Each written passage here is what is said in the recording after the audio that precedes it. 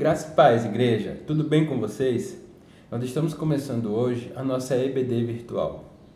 Assim como o mês da juventude foi de maneira virtual e foi pela primeira vez fizemos história, nesse momento a EBD também está fazendo história. Estamos começando uma EBD virtual porque o momento pede isso. Nós sabemos que a igreja precisa de conhecimento, precisa saber, precisa estudar. E nós queremos te incentivar a estudar a palavra de Deus, a estudar a Bíblia, a conhecer mais sobre Deus. Existe uma passagem que fala sobre as águas, né, que tocavam no joelho, nos artelhos, que são os ossos dos pés, as águas que depois topavam nos joelhos e as águas que davam nos ombros. Mas nós queremos mergulhar na palavra de Deus. Nós não queremos que você coloque só o seu dedo do pé, nós queremos que você mergulhe, se aprofunde na palavra de Deus, porque ela tem profundidade. Não tenha medo, porque Ele vai segurar a sua mão. Nós queremos agradecer a Deus pela vida de cada um que está aqui participando dessa EBD conosco. Queremos dizer que você é muito importante para a gente. Não nos deixe na metade do caminho, escute esta palavra. Prometo que não vamos demorar, não estamos no mesmo caminho do EBD presencial, infelizmente. Nós precisamos seguir as recomendações das autoridades. Então nós queremos fazer isso de forma virtual, para abençoar sua vida. A Judite tem conversado muito comigo, ela manda um abraço e nós queremos, como coordenação da EBD, dizer que nós estamos muito felizes por ter cada um de vocês. Nesse momento, eu gostaria de orar com você antes da gente começar a nossa EBD de fato. Oremos. Pai querido, Pai amado, nós queremos te bendizer, te render graças por mais este momento, Pai. Um momento de aprendizado, um momento de ensino. E nós pedimos que o Senhor venha falar conosco, Pai. Que o Senhor venha nos iluminar para que nós possamos entender a Tua palavra. A palavra que é tão bela, que é tão profunda, que corta, Senhor, a nossa alma, Senhor, que separa, Senhor, o espírito da alma. E que o Senhor possa falar mesmo, Pai, com Tua palavra mais cortante do que uma espada, Pai, de dois gumes. Fala conosco, sê conosco. Cuida de cada lar que está ouvindo essa palavra agora e que o Senhor possa falar conosco, Pai, em todos os momentos da nossa vida. Em nome de Jesus. Amém. Bem, pessoal, hoje nós iremos dar início à nossa revista. Quero mostrar aqui para vocês. O tema dela é Religiões e Religiosidades. Essa revista ela já foi dada na classe dos jovens e nós conversamos um pouco, né, eu e a Judite, nós tivemos aprovação no conselho para falar um pouco sobre essa revista. Então, queria passar com vocês rapidamente o sumário dessa revista, né? Quais temas nós iremos estudar. Antes de entrarmos nas religiões de fato, as religiões que diferem do cristianismo, como nós vamos ver, e nós iremos ver essas religiões à luz da palavra de Deus, que é o nosso manual, nossa regra, né, nosso manual de fé e prática. Então, ele é o nosso referencial. Nós iremos estudar esqueci a palavra agora. Algumas lições, aí saiu, algumas lições introdutórias que irão nos embasar para estudarmos mais a fundo essas religiões. Então, a primeira lição, que é a de hoje, a gente vai falar sobre a religiosidade humana. Por que nós somos seres religiosos? E depois disso nós iremos falar sobre religião ou revelação, o que é uma seita, por que estudar seitas e heresias. Essa é uma lição muito importante. Você pode estar se perguntando aí, mas por que eu preciso estudar seitas e heresias? Se eu já sou cristão, ou até mesmo se você não for, se você for de outra religião, nós queremos colocar à luz da Bíblia todas essas religiões. E quais religiões são essas, né, que nós iremos estudar? Nós teremos o catolicismo, o espiritismo, o mormonismo, os testemunhos de Jeová, budismo, islamismo e até mesmo o ateísmo. Também iremos estudar um pouco sobre os grupos religiosos da época de Jesus. Você tem dúvidas quando estuda a Bíblia, principalmente no Novo Testamento, e fala sobre saduceus, fariseus, zelotes? Você nunca nem ouviu falar dos zelotes? Os escribas, quem eram cada um deles, né? Quem são essas pessoas? Nós iremos ver isso também. Então fica aí, não sai daí, porque nós iremos ver tudo isso durante esses 4 meses. Então todo domingo No horário programado, nós iremos liberar essa EBD para você. Então, crie expectativas, sonhe com isso, estude. Nós também iremos liberar as leituras bíblicas diárias no nosso grupo da igreja. Se você não faz parte, nos contacte para que a gente possa passar esses versículos, esses textos para você. Então, vamos começar a nossa lição de hoje. Então, vamos lá, pessoal. Vamos começar a nossa lição de hoje. A primeira pergunta que nós iremos ver hoje, e eu quero que você reflita comigo, é: por que nós somos seres religiosos? Por que nós precisamos, ou será que é isso mesmo, precisar de alguém, de algo superior, de algum ser superior, que a gente se sinta em contato? Por quê? Por que nós precisamos desse ser superior? A nossa revista vai falar que muitas pessoas elas sentem a necessidade de dar sentido à vida. Então, nessa busca por dar sentido à vida, elas procuram, criam cultos, criam crenças, cerimônias, ou criam mitos, superstições e ritos para manter contato com esse mundo sobrenatural. Se nós formos estudar, por exemplo, a mitologia grega, o que a mitologia grega fazia? Ela criava deuses. Então temos lá o Thor, o Zeus, a Artemis ou Artemis, a Diana. Eram vários deuses que o mundo grego criava. Para quê? Para dar sentido à vida. Não sei se vocês sabem, mas até uma certa época, os gregos acreditavam que um dos deuses, eu não vou lembrar o nome dele agora, ele colocava o sol na sua carroça, puxada por cavalos, e todo dia ele saía passeando pelo céu. Então, por que ele criava, esse Deus que carregava o sol? Para explicar por que o sol nascia e se punha todos os dias. Então, nós criamos deuses, divindades, na nossa história, na nossa vida, para dar sentido à vida, para explicar fenômenos que acontecem na nossa vida. Mas a revista ela é muito perspicaz, muito certeira ao dizer algo muito interessante, que para nós cristãos, o nosso entendimento é esse: Deus nos criou à sua imagem e semelhança. Logo, nós, como seres humanos, queremos adorar ao nosso Criador. Vejam que bonito, vejam que profundo perceber isso. Deus, por ter nos criado, nós temos dentro de nós esse desejo, esse anseio de adorá-lo a todo momento. Então, existe esse vazio e nós queremos sempre preenchê-lo. Eu tenho uma professora, ela é da área da psicologia, e ela tem uma frase muito legal que eu gosto muito. Ela diz que o Éden era o lugar da perfeição. Então era ali que o homem se relacionava com Deus todos os dias. Era ali que digamos assim, que o início do relacionamento com Deus, que ali é o início do relacionamento com Deus. É ali que o homem começa a se relacionar com alguém. Nesse caso, primeiramente o homem e Deus, depois Deus cria a mulher, e aí esse relacionamento não é mais agora só vertical, mas também horizontal. Então, ao criar o homem, e aquele relacionamento ali no Éden, o Éden é o lugar da perfeição. E uma vez que o homem cai, que ele é colocado para fora do Éden, nós estamos sempre à procura do Éden. Nós estamos sempre procurando esse lugar de paz, esse lugar de perfeição, esse lugar de completude. Essa palavra é muito interessante, guarde ela. Nós iremos falar mais sobre ela nesse processo de estudo sobre o homem religioso. Então, nós precisamos nos sentir completos.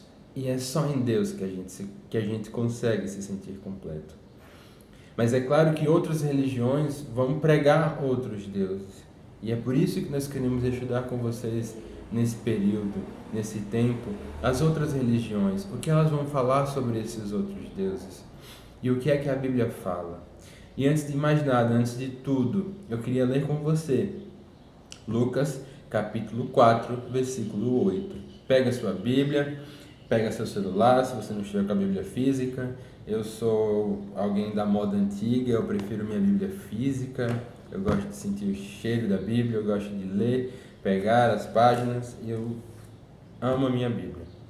E você aí na sua maneira, no seu jeito, lê aí Lucas 4, versículo 8 comigo, que diz o seguinte: Mas Jesus respondeu: Está escrito, adore o Senhor seu Deus e preste culto somente a Ele.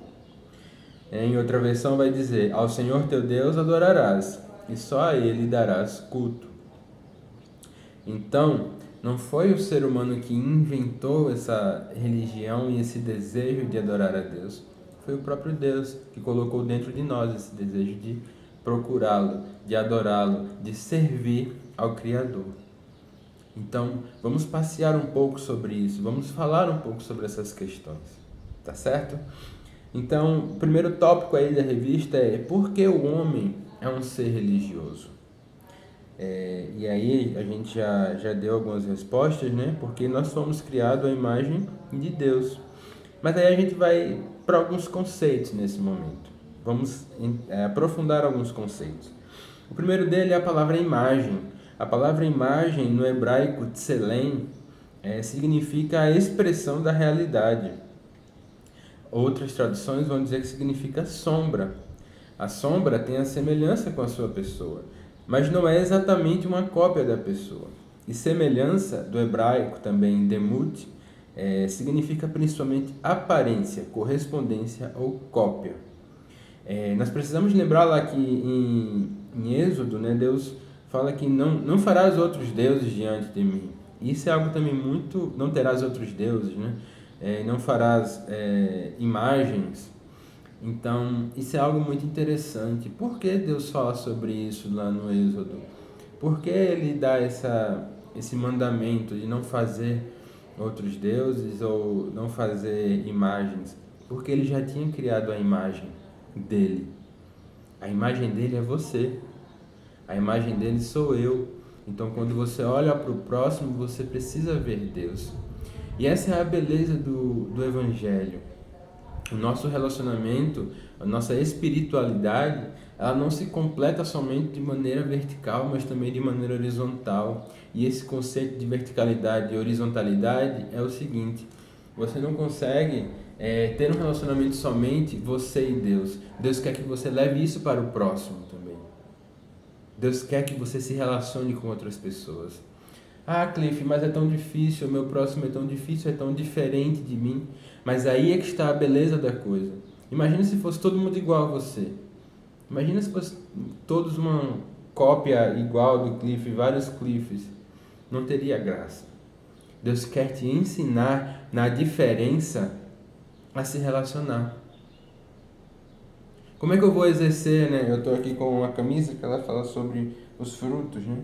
Seja santo, amoroso e obediente, humilde, manso e justo, como Jesus. Como é que eu vou ser humilde no meu relacionamento só comigo? Como é que eu vou ser manso comigo mesmo? Todas essas características só se dão no seu relacionamento com o próximo. E é por isso que a religião, a religiosidade, né, o cristianismo de forma mais específica, porque essa é a primeira lição, nós estamos falando de maneira específica sobre o cristianismo, ela é tão completa. Nós precisamos entender os significados disso. Então, a expressão a imagem de Deus se refere ao homem como um ser espiritual, racional, moral e social. E essa parte social entra o próximo, na moral também, né? Então, de maneira espiritual, o homem tem a capacidade de conhecer a Deus, de manter comunhão e de se relacionar com Ele. Em Gênesis 3:10, o homem afirma que ouviu a voz de Deus. Então, a conclusão é simples e lógica. Deus falava com o homem e este conseguia ouvi-lo, sabendo quem estava falando. Você tem ouvido a voz de Deus? Você tem procurado ter relacionamento com Ele? Muitas das vezes nós estamos na igreja e nós reclamamos do que não é feito, ou do que é feito, ou das outras pessoas, mas o seu relacionamento. Antes de falarmos de verticalidade e horizontalidade, de relacionamento com o próximo, você precisa entender que o seu relacionamento com Deus precisa estar em dia. Como é que eu vou exercer os meus frutos do Espírito? Como é que eu vou me relacionar com o próximo se eu não tenho nenhum relacionamento com Deus inicialmente? O significado espiritual disso é muito profundo. Você precisa buscar a Deus. Como eu orei no início, você precisa se aprofundar. Existem águas mais fundas. Não fique só no raso. Não fique só com os cultos de domingo. Eles não são suficientes. Os cultos, eles são os momentos que nós nos reunimos como igreja, e nesse momento, por enquanto, de forma virtual. Mas você precisa prestar o seu culto a Deus todos os dias. É algo diário. É algo diário. Você precisa conversar com Ele, falar com Ele. Para quem nós que temos família, que somos casados, eu, por exemplo, converso com a minha esposa todos os dias. Converso coisas legais, às vezes coisas difíceis, compartilho alegrias, compartilho tristezas, compartilho preocupações e com Deus. Nessa ordem espiritual, você faz isso? Você agradece a Ele pelo sol, Nós estamos aqui, eu e Camila hoje, nós estamos em Sergipe, nós demos uma fugida do Rio de Janeiro, e nós estamos aqui na casa dos meus pais, e eu estava aqui há pouco, antes de gravar, ouvindo, não sei se vocês vão conseguir ouvir aí, o barulho dos pássaros. Você já agradeceu a Deus pela natureza, por tudo que você consegue ver, por você estar vivo nesse momento difícil, nesse momento de pandemia? Em tudo dai graças. A diferença entre passar por essa pandemia, uma pessoa cristã ou não cristã, uma que crê em Deus, uma que não crê em Deus, é a sua esperança. Em quem nós temos crido? Nós cremos em Deus. Então, essa nossa esperança é muito importante, colocar essa esperança nele. Então, o nosso relacionamento espiritual nos dá forças para seguir.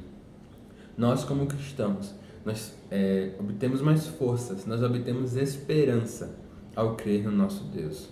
Então, esse primeiro sentido, espiritual, ele é muito importante. Um segundo sentido, não menos importante, é o racional. O homem também foi criado com capacidade para adquirir, descobrir, compreender, interpretar e avaliar fatos. Para exercer o domínio sobre a terra, como relata lá em Gênesis, Deus coloca o homem e é ele que dominava sobre a terra, ele que deu nome aos animais e cuidava das coisas no jardim. O homem precisava e ainda precisa de capacidade intelectual. Deus te fez um ser pensante. Deus te fez um ser racional. Então, você tem a sua parte espiritual, sua parte emocional e a sua parte racional. A gente sempre ouve falar assim, o homem é mais razão, mulher é mais emoção.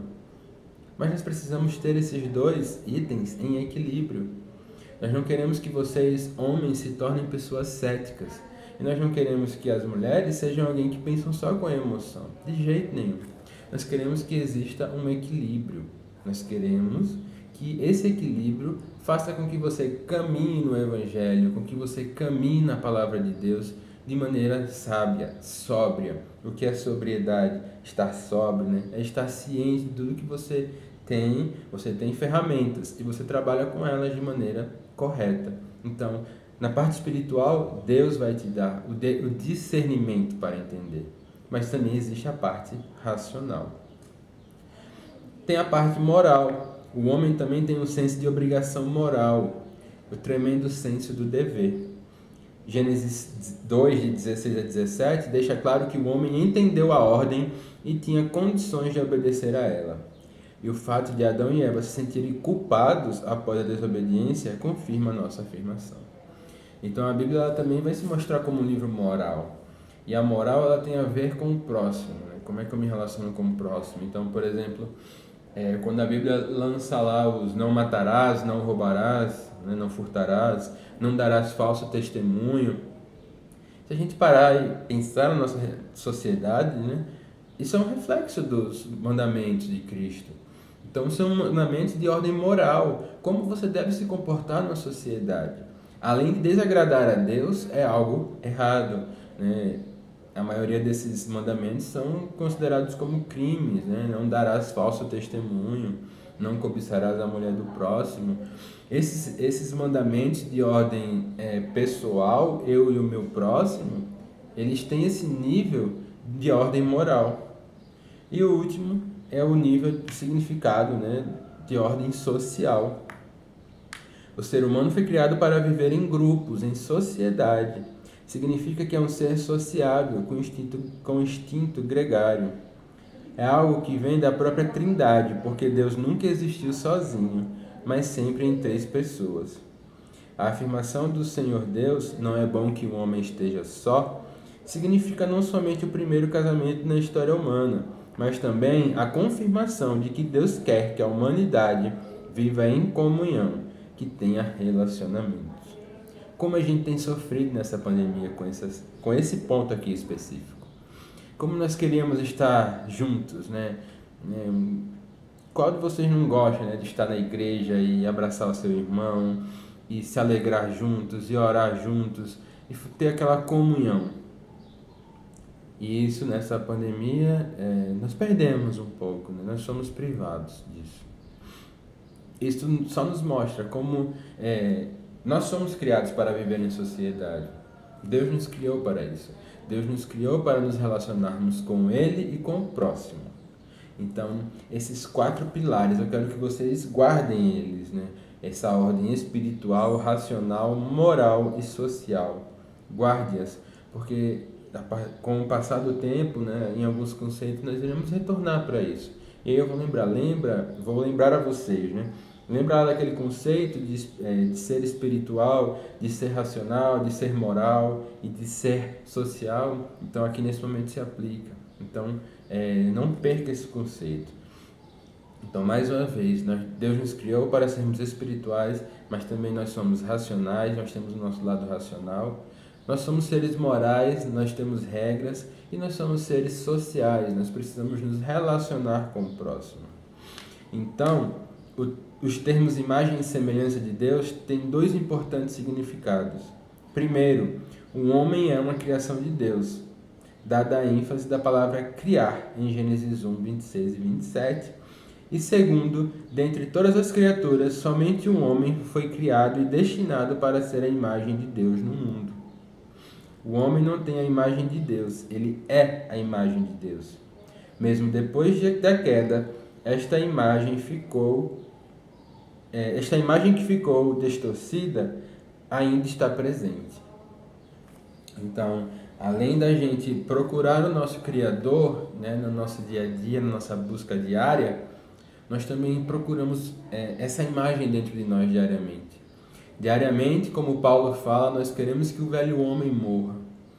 Nós queremos que a nossa imagem, como a gente chama, né, em termos gospel, né, vamos colocar assim, esse homem carnal morre e o homem espiritual nasce todos os dias. Então, mas como é que a gente faz isso? É procurando a Cristo, é buscando a Ele, é lendo a sua palavra, é orando, é estudando, é se aprofundando, mais uma vez. Então, esse é o primeiro tópico, né?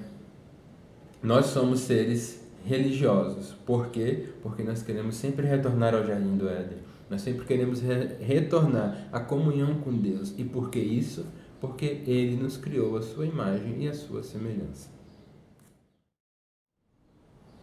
Então, irmãos, dando continuidade à nossa lição, eu queria que a gente abrisse lá no Salmo 81, versículo 8. Nós já vimos o significado, né, do que é ser imagem e semelhança de Deus, mas eu queria que a gente entendesse também o que isso implica, né? Qual é a implicação disso? O que é que isso significa? Salmo 81, versículo 8, diz assim: Escute, meu povo, as minhas admoestações. Ó Israel, se ao menos você me escutasse.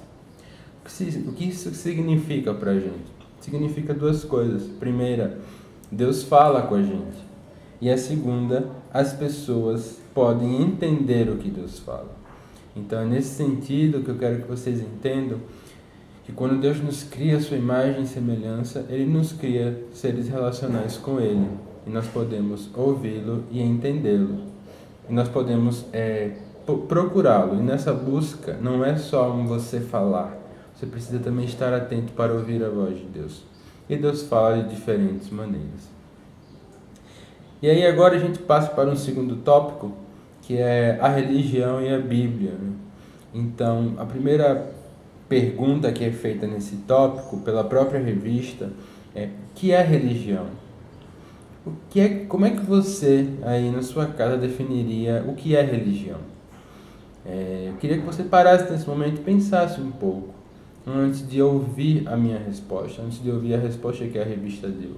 Não sei se você já leu a lição de hoje, mas a própria revista vai falar que o termo tem sua origem no verbo latino religare, que significa religar, ligar de novo, também definida como um conjunto de crenças, dogmas e práticas próprias de uma confissão religiosa. Então, religião é isso. Religião é você se religar. Mas se religar ao quê? Se religar ao seu Criador, como nós vimos no início da lição. Se religar a quem te criou, ao seu Deus, que criou você, sua imagem e sua semelhança. Veja que eu estou tocando nesse tópico assim, de maneira insistente, porque eu quero que você realmente saia daqui entendendo que a sua necessidade de se relacionar com Deus vem dele mesmo. Ele mesmo, ao te criar sua imagem e semelhança, colocou em você essa vontade, essa necessidade de se relacionar com Ele. Então, se a gente for olhar a história da humanidade, eu tenho uma disciplina no seminário que ela é a história do cristianismo. Então a gente começa lá desde o nascimento de Jesus até os dias atuais, estudando como a religião influencia a história das pessoas. E nesse caso, a história do cristianismo, né? E a gente vê como não só o cristianismo, outras religiões também aparecem. Nós vamos ver que, por exemplo, né, o texto de Gênesis. O texto de Gênesis ele é um texto muito belo, um texto muito bem escrito. E se a gente for desde o início, olha a história da criação, quando lá em Gênesis fala assim, né, e Deus criou o sol, o mar, né, os rios, a lua e as estrelas. O texto de Gênesis ele é uma completa apologética. E o que é apologética? É uma defesa da nossa fé. Então o texto de Gênesis ele é uma apologética aos deuses do Egito, nesse caso. Então, quando se fala assim, Deus criou o sol, existia o Deus Sol no Egito. E não só no Egito, em outras culturas. Né? A revista vai citar as culturas gregas, romanas, nórdicas, celtas, chinesas, japonesas. Todos eles têm vários deuses, né? E assim, o texto de Gênesis, como eu estava falando, ele vem combater esses outros deuses, Deus Sol, Deus Lua, para mostrar que o Deus verdadeiro, o Deus dos deuses, criou o Sol e a Lua. Então, como é que poderia um Deus, ser criado por outro Deus? Querendo mostrar que só existe um Deus verdadeiro. E esse Deus é o Deus que a gente serve. Um Deus que é poderoso para criar o sol, a lua, o mar, as estrelas, no seu tempo. Né? Tudo no tempo dele. Então isso é bem interessante a gente entender que a Bíblia ela revela Deus do início ao fim. Ela nos mostra quem é Deus. Ela nos mostra o seu propósito de vida para nós. E um de seus propósitos de vida é que nós nos relacionemos com Ele. Então, uma vez que a gente já sabe o que é religião, uma outra pergunta que surge é: o que é ser religioso? Vocês se consideram ser religioso? O que é ser religioso? A revista também vai falar que nós temos vários mandamentos na Bíblia.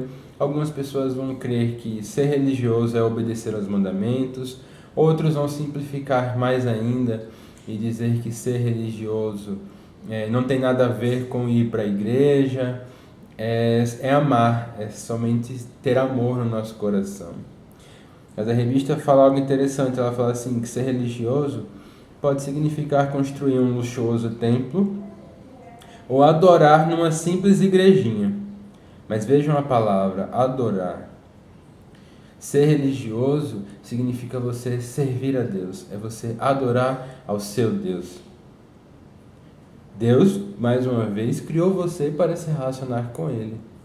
E o que é que você tem feito com esse seu tempo?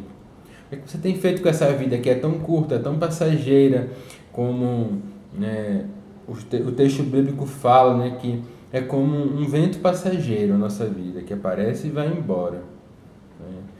E ainda assim, o nosso Deus, ele escuta quando a gente clama. Né? Tem uma música do PG, ele fala sobre isso, lembro da minha adolescência, escutando essa música, ele fala que nós somos como um vento passageiro que aparece e vai embora, como uma onda no oceano, como um vapor, né? Como Eclesiastes fala, né? Vaidade das vaidades, tudo é vaidade, tudo é efêmero, tudo é passageiro. Mas como a gente vive a nossa vida aqui na Terra define como nós viveremos a eternidade. Grave isso. Vou repetir mais uma vez. A maneira que a gente define, que a gente escolhe viver aqui na Terra, também vai definir como nós passaremos a eternidade. Então, você pode ser um ser religioso, mas não confunda a religiosidade com uma religiosidade vã, uma religiosidade vazia. Está quase um trava-língua aqui, mas vai sair. Religiosidade. Ela não pode ser vazia, ela não pode ser algo como um fariseu, né, que é aquele que fala, mas não faz, ou que fala e cria altos padrões, que nem foi o próprio Jesus que deixou. Como anda a sua religiosidade? Né? O que é que você tem feito? Como é que anda a sua vida com Deus? Né? E aí a revista, como último ponto, né, nessa parte da religião, ela traz alguns exemplos da palavra religião na Bíblia. Então, em Atos 25:19, se você puder abrir sua Bíblia lá mais uma vez, e a gente vai, durante esse período de EBD, é um momento de folhear a Bíblia. Né? Então, se a sua Bíblia está aí parada, tira a poeira dela, porque nós vamos folheá-la. O Atos 25:19 diz assim: trazia contra ele algumas questões referentes à sua própria religião, e particularmente a certo morto, chamado Jesus, que Paulo afirmava estar vivo. Então, uma coisa que vocês precisam entender é que até a década de 30, 40, né, nós sabemos que o calendário ele começa a ser contado após o nascimento de Cristo. Né? E isso foi algo organizado posteriormente. Naquele momento ninguém chamava de ano 1, ano 2. Isso são organizações que foram feitas em tempos mais modernos. Então, depois que se é organizado o calendário, então nós sabemos que Jesus ele tem a sua vida ministerial por 3 anos, né? Ele começa mais ou menos a operar milagres e fazer maravilhas aos 30. Aos 33 acontece a sua morte e depois disso a igreja começa a se estruturar. Até então não existe igreja, não existe religião. Então é somente no livro de Atos que é possível ver a primeira citação da palavra religião. Né? Em Atos nós sabemos que a igreja primitiva, né? O que é a igreja primitiva? A primeira igreja, ela começa a se formar. Então é a partir daí que nós podemos ver a primeira citação da palavra religião. Não sei se você sabe, mas é importante a gente destacar, né? Lá no Antigo Testamento, ele é escrito em hebraico. Então, quando eu falei das palavras imagem e semelhança, eu falei do hebraico, né? E aí citei quais são as palavras. Já o grego, ou já o Novo Testamento, já dei a resposta, ele vem do grego. E aqui a palavra religião é deisedaimonia, cujo sentido literal é temer uma divindade. Então, nesse texto, nós temos Festo, que estava explicando a Agripa e a Berenice que os judeus tinham certas disputas acerca de sua religião e a respeito de um certo Jesus. Ainda em Atos 26:5, né, vamos abrir também. Atos 26:5 diz: pois na verdade eu era conhecido deles desde o princípio, se assim o quiserem testemunhar, porque na condição de fariseu vivi conforme o partido mais rigoroso da nossa religião. E aqui, né, o termo grego traduzido por religião é o termo treskeia, que significa serviço a Deus. E aqui é Paulo que está falando, né? E ele está se referindo ao farisaísmo como uma religião. E o último texto está lá em Tiago 1, versículos 26 e 27. E aí nós sabemos que o livro de Tiago, a igreja já está sendo perseguida. Pedro, Tiago, João, nós sabemos que a igreja de Cristo está sendo perseguida, né? Então, em Tiago, está difícil de achar aqui, Tiago 1, versículos 26 e 27, vai dizer assim: se alguém supõe ser religioso, mas não refreia a sua língua, está negando a si mesmo, a sua religião é vã. A religião pura e sem mácula para com nosso Deus e Pai é esta: visitar os órfãos e as viúvas nas suas aflições e guardar-se incontaminado do mundo. Então veja que o texto aqui ensina quais são as características do exercício prático da religião, que é controlar a língua, cuidar dos órfãos e das viúvas e não se deixar contaminar pelo mundo. E aqui nós temos a primeira utilização da palavra religioso, diferente da palavra religião. Isso é bem interessante. E aí depois disso, a nossa revista ela vai falar algo muito interessante, eu queria compartilhar com vocês. Nós já estamos terminando, que a gente abrisse também lá em Eclesiastes, capítulo 3, versículo 11. É um texto bem conhecido, Eclesiastes 3, versículo 11. É aquele texto que fala que há tempo para tudo, tudo tem seu tempo determinado, e há tempo para todo propósito debaixo do céu. Mas eu queria que você lesse comigo versículo 11. O versículo 11 é um dos versículos mais esclarecedores da Bíblia. E nesse sentido do que é a religião, ele fala o seguinte: Deus fez tudo formoso no seu devido tempo. Também pôs a eternidade no coração do ser humano, sem que este possa descobrir as obras de Deus que Deus fez desde o princípio até o fim. Olha só, Deus colocou a eternidade no coração do homem. O autor bíblico, né, o sábio, né, como Eclesiastes se coloca, né, o pregador, vaidade das vaidades, diz o pregador, tudo é vaidade. Quando nós entendemos que nós somos criados para a eternidade, isso tem duas implicações. A primeira é que o nosso tempo não é esse, né? Mas, Cliff, então eu preciso viver ansiosamente pensando no meu futuro? Não, não é isso. É mais a gente entender que aquilo que eu falei no início, a maneira que a gente vive hoje determina como nós viveremos na eternidade. Deus colocou em nosso coração a eternidade. Então, sempre o nosso coração vai ser arremetido, né, colocado na eternidade. Então, tudo que eu faço aqui precisa revelar a eternidade. Eu preciso entender que eu fui criado para viver eternamente com Deus. Viver eternamente com Ele. É preciso pagar um preço agora para que no futuro nós possamos gozar da vida eterna. O homem foi criado para algo mais do que a roda viva da vida.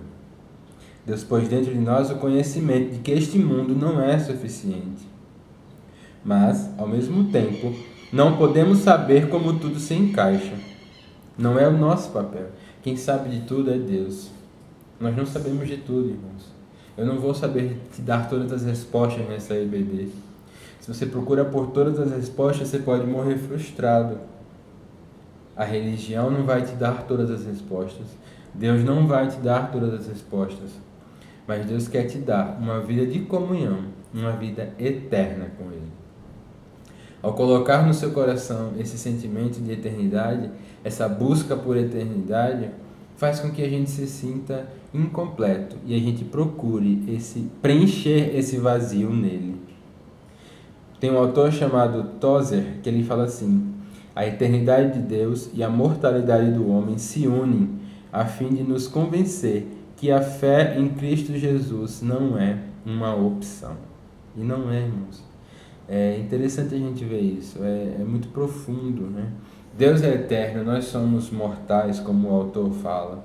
E quando isso se une, a gente percebe que nós dependemos desse Deus tão maravilhoso.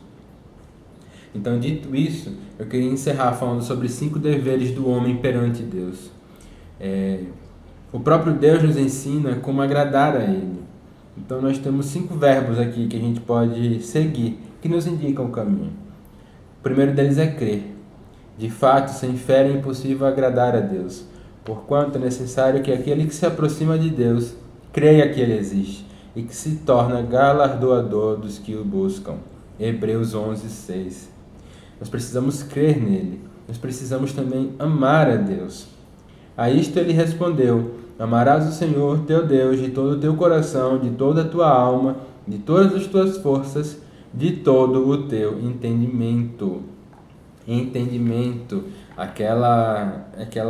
o significado da imagem de Deus racional. O entendimento entra também. Eu lembro que eu falei que eu ia acionar esses significados e está aqui, né? Então não é amar só de todo o seu lado espiritual, mas do seu lado racional também, o seu entendimento, o seu coração. Nós precisamos também temer a Deus. De tudo que se tem ouvido, o resumo é: tema a Deus e guarde os seus mandamentos, porque isto é o dever de todo homem. Eclesiastes 12:13. Precisamos também adorar a Deus.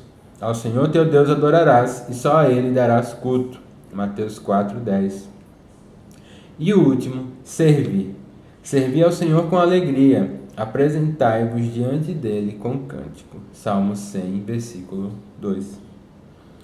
Então, nós chegamos ao fim da nossa EBD de hoje e deixo aqui algumas perguntas para você refletir. Será que existe uma verdadeira religião? Será que Deus não considera o que o homem faz para agradar-lhe? E se o caminho que você estiver não for o verdadeiro? Essas e outras perguntas serão respondidas nas próximas lições. Eu quero deixar esse gostinho de quero mais para você. Essa pergunta assim que mexe com a gente. Não é uma pergunta que a gente, quando ouve, a gente já quer logo, né, entrar numa discussão fervorosa, calorosa, respeitosa, né, porque nós fazemos isso com respeito. Mas vamos aguardar as próximas lições. Nós teremos vários professores aqui que foram convidados para dar essas lições, mas essa e as outras 5 lições, essas primeiras lições, elas estão comigo. Então vocês estarão mais algumas semanas comigo. Depois nós teremos outros professores de EBD de várias classes, de adolescente, de jovem, de adulto, aqui com vocês. Se você não está inscrito no nosso canal, eu peço que você se inscreva, ative o sino aqui embaixo, para que você possa receber, né? Toda vez que nós lançarmos um vídeo, você vai receber no seu celular, no seu notebook, no seu e-mail, a informação de que um novo vídeo foi lançado. Comente, tire dúvidas, pergunte. Nós estaremos acompanhando o canal para saber quais são suas dúvidas. Você tem alguma sugestão, não gostou de algo ou gostou e quer elogiar? Comente aqui também. Nós queremos ouvir vocês. Nós estamos aqui como igreja, nós estamos aqui para crescer, para que o reino de Deus cresça. Vamos orar para encerrar essa EBD e pedir a Deus que essas palavras elas encontrem um terreno fértil no seu coração e que mais uma vez você se lembre que você foi feito para adorar ao Deus que te criou a sua imagem e semelhança. Oremos. Pai, nós somos gratos por mais este momento, Pai, que o Senhor nos dá, essa oportunidade de te adorar. Mesmo, Pai, em vídeo, mesmo de forma virtual, nós podemos sentir a Tua presença, nós podemos te sentir, te ouvir, silenciar para ouvir a Tua voz, Pai. Que o Senhor nos dê entendimento para poder compreender as Tuas palavras todos os dias. Obrigado por tão grande amor por nós, Pai. Dai-nos uma semana abençoada e nos ensina, Pai, a mergulhar nos teus ensinamentos, no teu conhecimento todos os dias. Em nome de Jesus. Amém. Fiquem com Deus. A paz.